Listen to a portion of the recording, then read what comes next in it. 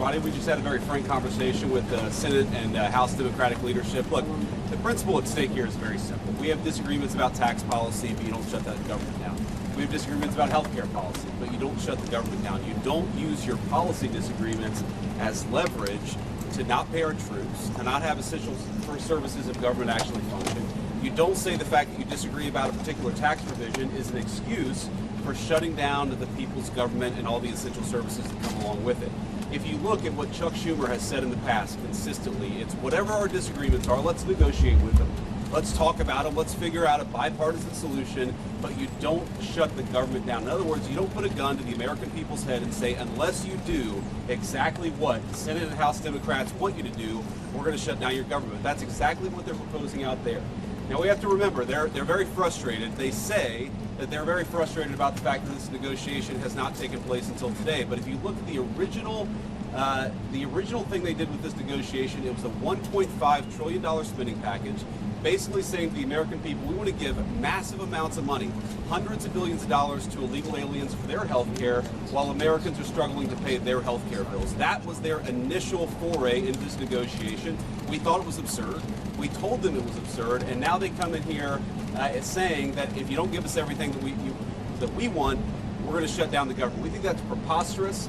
We think it's totally unacceptable, and we think the American people are going to suffer because these guys won't do the right thing. Now, I want to make one final point here.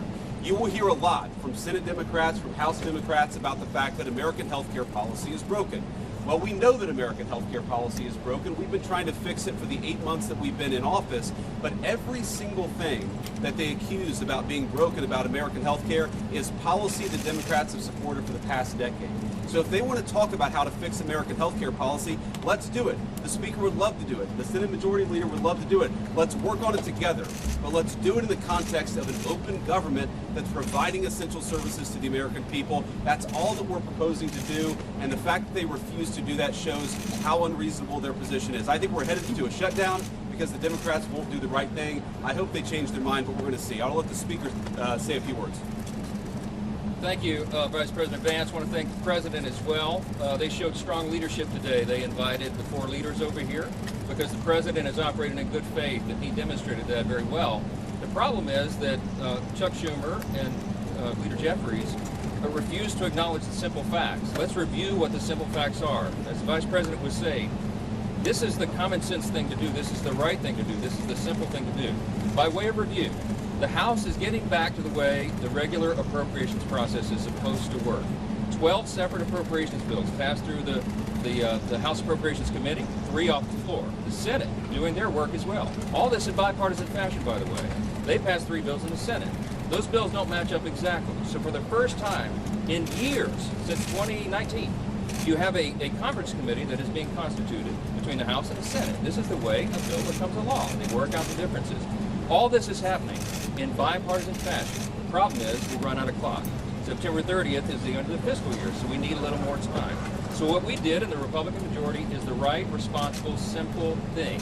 A clean, continuing resolution, a short-term, nonpartisan continuing resolution. It's only 24 pages in length. Leader Thune has a copy if you want to see the exhibit.